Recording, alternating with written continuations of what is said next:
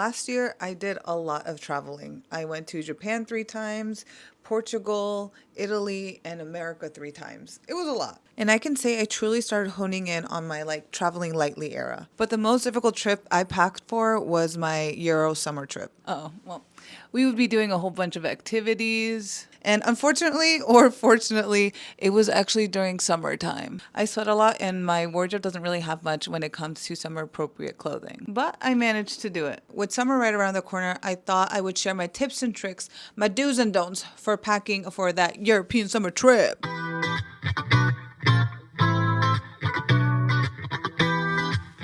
I video isn't just for like European summer. I guess it's just for if you're traveling somewhere in summertime. For me personally, summer is just the hardest time to pack anything. Unlike with fall or winter time, you could bring things that layer, together and stuff. But for summertime, you're like layering what?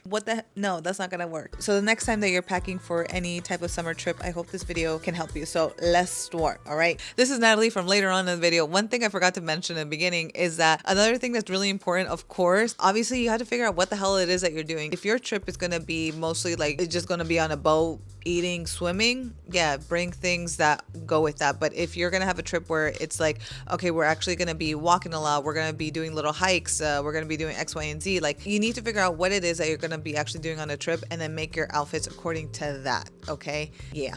Make sure, keep that in mind. All right. I have so many capsule wardrobe videos. I've done so many capsule wardrobe videos over the years, and this was the one that I made for my European summer trip. But I would say number one, making a capsule wardrobe is so important, especially because like you don't want to be bringing a whole lot. You might be buying a lot of stuff when you're, overseas. I think when we go on these trips, we're probably going to be like on budget airlines, and we have to put everything in like a carry-on. But more important than actually even making your capsule wardrobe is actually taking the time to try out your outfits. I would say 2 days at least before your trip, make a day of putting outfits together. In all of my capsule wardrobe videos, I think in most of them, I have like a section where I'm just trying out outfits to see like what I can put together, like the combinations and everything. So when you're making your outfits, take photos of it, put those photos like in a separate album on your phone so you could easily access it. Or you could use like a digital wardrobe app, something like Index, A Closet, or Wearing. The videos I've made of my capsule wardrobes for my trips have really helped me because I actually have referenced them again and be like, wait, what did I actually make? How did I put this together? What kind of like accessories did I actually use? Things like that. Now let's get into some tips for what to pack. Actually, I brought 3 pairs of skirts, but one of them was starting to break on me, so I wore her once and that was it. And skirts are really great to bring, I think, because you can wear it as a skirt and you could also pull it up and wear it as a dress, and like if you add in some accessories, like it'll still work. Here's the thing, skirts are great, but they can take up a lot of space. So I had my blue skirt that was like big and flowy, and then I had my floral skirt. Now when I was actually packing those things, that big skirt took up a lot of space versus of course that smaller floral one. So maybe don't bring like too many of those like big poofy kind of skirts because it is going to take up a lot of space in your luggage. And this is the same with big dresses. So I brought my orange dress. I did end up wearing that dress a whole lot, but girl, if I were to like fold it into something, like it takes up a whole lot of space in my carry-on. So that's why I actually just wore it on the airplane, which brings us to tip number 3. You want to wear your heaviest things on the airplane. This might sound like a no-brainer. I don't know if people have traveled the way I have traveled. Maybe people have traveled very comfortably where they don't have to like cut corners and do all these things, but like I have never really traveled comfortably, so I end up wearing all the heavy things on me because I'm trying to save space in my luggage. Even when I was flying back, because I thrifted some stuff, so there was less space in my carry-on, I ended up wearing my orange dress and on top of that the skirt because I was like, god damn, I don't have any space left. And speaking of actual saving space in your carry-on, when you're packing everything, I would highly suggest going with the rolling technique instead of just like folding it normally how you would do like your laundry, because the rolling technique is going to save you way more volume in your carry-on. Of course, the weight is still going to be the same. So for example, because I brought that big flowy skirt and I had bought some things, we had different flights for everything, and I was like, oh my god, I can't fit all this stuff in my carry-on. My sister was like, wait a minute, let me see how you put everything together. And I was like, well, I just folded it. She's like, nah, you got to roll it, really make these tight little rolls, and then you could pack everything in. And this might sound random, but I think you should definitely look into getting a neck pillow that's inflatable. For me, when I travel, I have my carry-on, I have my big old backpack, and then on top of that, I have my big ass neck pillow. But because I forgot it when I went on my Europe trip, I ended up buying an inflatable one, and it was just like really practical to just take it out when I was on the airplane. When I was done, I could just deflate it, put it back in my little bag, and that was it. It was also nice to not have to also be lugging that around because it can get kind of heavy too. So, and now let's get to the part where y'all probably really want to know the outfit tips. Okay, what worked for me, what didn't work for me, all of that good stuff. I definitely wish I had brought more items that were solid color pieces, but as we know, in my wardrobe, I don't have a lot of solid color pieces, and especially don't have a lot of solid color pieces that are summer appropriate. The other thing that I wore a whole lot was my short little cotton dress, because again, it's really breathable, it's really light, and of course it was cute, but it was definitely comfortable. I felt so comfortable just wearing that. All I needed was just a pair of little safety shorts, and I could wear that with any kind of shoes that I had, and then I thought it looked cute. Accessories definitely helped. The scarves that I brought were great. Anything like headbands, earrings, and of course hairstyles as well. I would highly suggest to bring like a small little pack of like bobby pins and a little pack of like elastics, so then you can make like different hairstyles.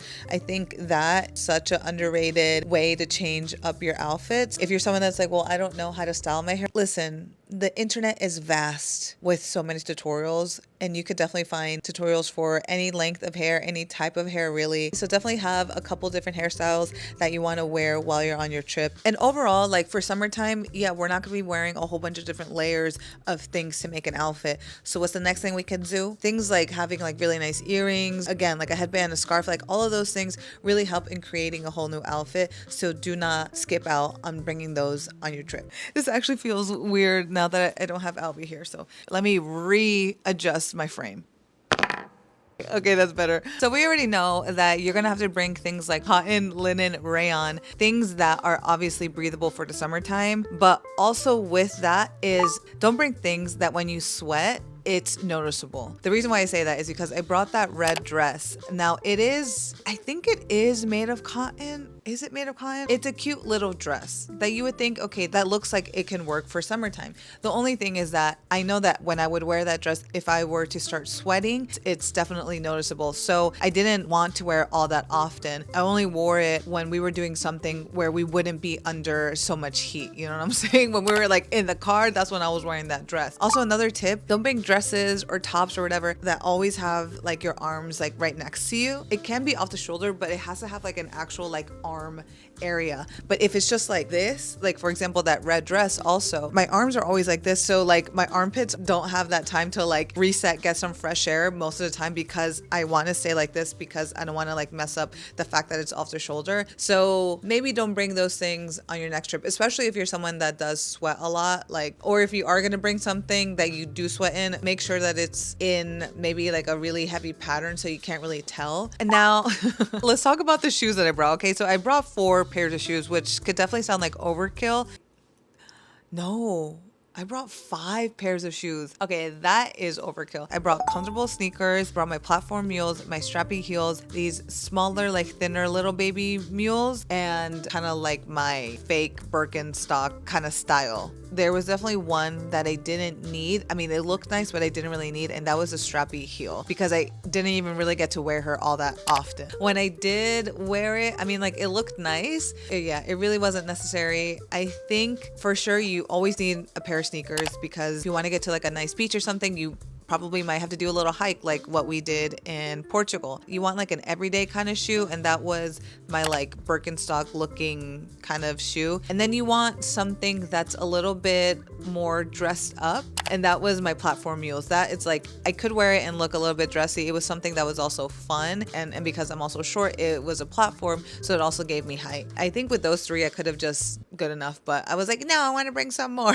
I think you need like an all-terrain shoe, something for comfort, and something that's like cute and gives you a little bit of height. I think those are the only 3 type of shoes that you need for a trip. Oh, this is a big one. You want to bring a dress that has some straps, and that dress should be like more form-fitting, or at least form-fitting on the top. And the reason why I say this is that you can then use that dress and transform it into a couple different things. So you have your strappy dress. If you put in the straps, now you have a strapless dress. You could also put in the straps and wear it as a skirt. So you have 3 ways that you can wear one thing, and that's really important. Now, the strappy dress that I brought was my House of Sunny one. I loved wearing it. The only thing is because it has some cutouts in the back, that's why I couldn't use it like as a skirt, and I couldn't make it a strapless dress either because then you could see the straps like where the holes were. But I think moving forward, one thing that I definitely want to have, bringing like a long body hugging strappy dress, because that is going to go a long way on your trip. Okay, so I know we were talking about like obviously summertime you can't layer stuff, everything is so hot. I did also still bring a jacket, and I brought a denim jacket. That normally is always like my traveling jacket because it's just nice to have something with a whole bunch of pockets, because it has pockets in the front, pockets on the inside, so I could leave like my passport in there and all that stuff, my boleto, my plane ticket, and I could easy access for those things. It also helped with carrying stuff. Like let's say if my carry-on bag would be a little bit overweight,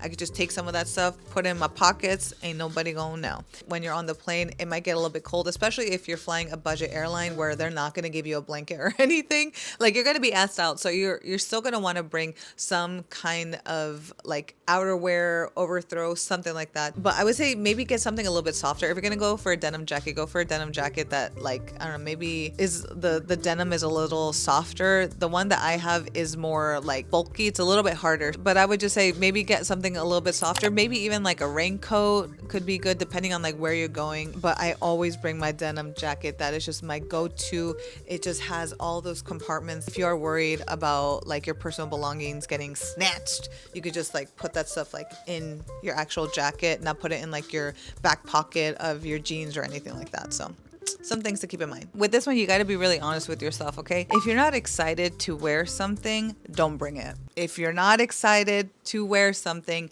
do not bring it. The one shoulder top that I brought, I like wearing it with jeans and with like other things, but I wasn't like too crazy about how it looked like with the skirts. Like, yes, it was an outfit. Yes, did it look nice? Sure. But I wasn't like, oh my God, yes, this is the fit. Like, no, all that stuff. Like, but that's sure I was kind of like, okay, like it looks nice. Sure. But it was more so out of necessity because I barely have any tops. That's why I brought it. I did end up wearing it a couple times, but only because I had already exhausted all of my other options. So then I was like, okay, let me wear this top. But yeah, no, if you're not excited to wear something already in your home, you're not going to be excited when you go to a new place. Where you are is not going to make you feel better about the piece of clothing that you brought with you. Unless it's something like for me, I was like, okay, I know in Korea, I don't really have the balls to wear something like this, but I know if I'm overseas, then I'll feel more comfortable to wear it.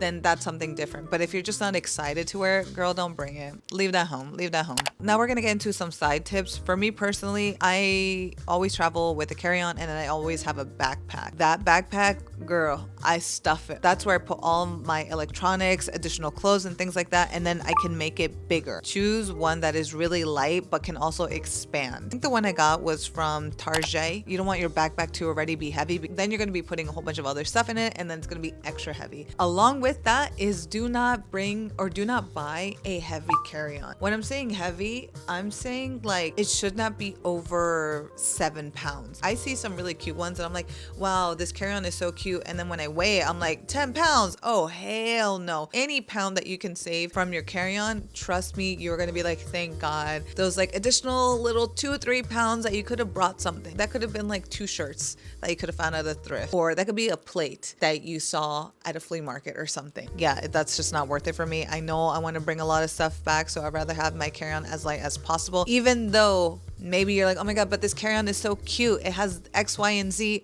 Girl, no. Okay, we're trying to save space, all right? So just go get your little regular schmegular one. It's going to be lightweight. It's going to be fine. Get that one, all right?